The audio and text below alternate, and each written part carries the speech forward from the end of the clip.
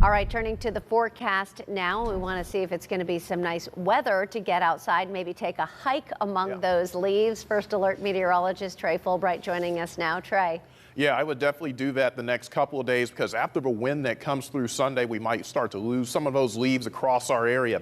Temperatures this afternoon have moderated back into the low to mid 50s with fairly light winds. We were down into the 30s this morning. Several areas had a freeze, but we're not going to be anywhere near freezing the next 7 days. Temperatures this afternoon moderate back into the mid 60s. 64 is likely where we'll top out with skies that will become partly cloudy into the afternoon and evening. No weather issues expected for high school football. Temperatures will drop back into the lower 50s this evening, but I don't think we get as cool tonight compared to where we were the last couple of mornings across our area. Once this area of high pressure moves off to the east, our wind flow will shift to the south and west, and that's going to bring in a lot of warm air. That's going to be ahead of this storm system. This is the one we've been watching for several days now.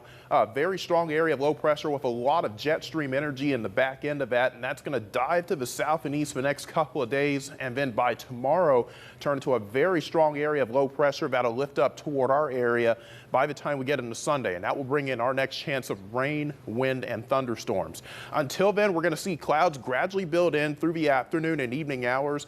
Overnight and into tomorrow morning, notice how much warmer we are, mid to upper 40s to near 50. We can't rule out an isolated shower during the early morning hours as a warm front lifts through the area, but notice how quickly temperatures warm up behind that.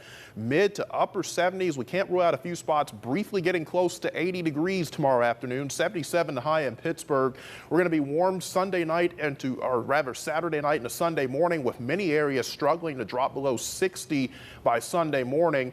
Moisture levels increase, winds pick up through the day as well, and then after 2 p.m. we're going to watch this cold front progressive east with a line of showers and thunderstorms, several line segments, and when we have our storms oriented like this and within lines, that indicates the potential for strong damaging wind gusts, and we can't rule out a few brief and weak tornadoes as well as that line comes through. The Storm Prediction Center already on this, issuing a level 1 out of 5 marginal risk, with the main threats coming between 2 and 8 p.m. Again, the main threats being strong wind gusts, and because there's going to be such strong low-level wind shear, a lot of spin in the atmosphere, we can't rule out a few weak and brief tornadoes with that as well.